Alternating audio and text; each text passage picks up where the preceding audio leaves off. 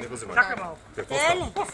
Не знам, моя ли, не е ли моя, откъде да знаем? Издам наш ли, не е ли? Вашо ли? Какво? Вие оставите ли си дете в Гърция? Имате ли дете в Гърция? Имаме, подарахме без пари, не съм взимал пари, няма какво да го храня. И дъщеря ми е изчезнал на мъж, няма малките кой да гледа. Това дете прилича ли на вашето, което оставите? Да. Прилича, ама откъде да знам моя ли не е. От дома си. Познали го на телевизора, че е твоето Сашки, разплакала се. Вчера видях, сега болна, самото с нощта не съм ял хляб. Така. Значи си го познала. Твоето ли е това или не е твоето? Как мислиш? Мила да взимате моите деца, дай къщата ми. Имам така, много деца имам. 6 парчета. Къде остави Мария? Ще вземате за права. Къде я остави детето? Гърция. Иди жена да гледа. Защото нямам храна, нямам работа да гледам малкото. Ама разкажи на коя жена я остави? Къде остави? Откъде да познавам? 4 години става. Тя ли дойде при теб? Къде бяхте в Гърция? В кое село бяхте? 10.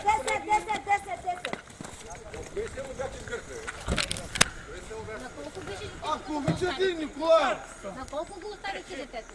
На колко беше детето? На колко беше детето, бе? Добре, айде. Пустуваме в махлата, да не може. Там бяхме. Да, сега ще ги заправя, ще ги оставя в тях.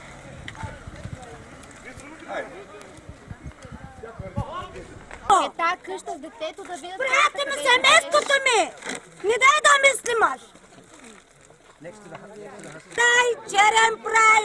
Каква иска? Прочка! С прочка!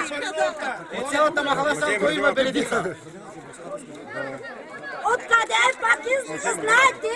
Само махлата има долу, вярно? Има махлата, ама другата държава няма ли вярно? Има. Мария, моето ли не е ли? Като е моето, докарайте тук. Аз ли ще отивам? Ще ме взимат ли? Където искате, взимайте, искам детето. Искам го. За последен път. Не, само ще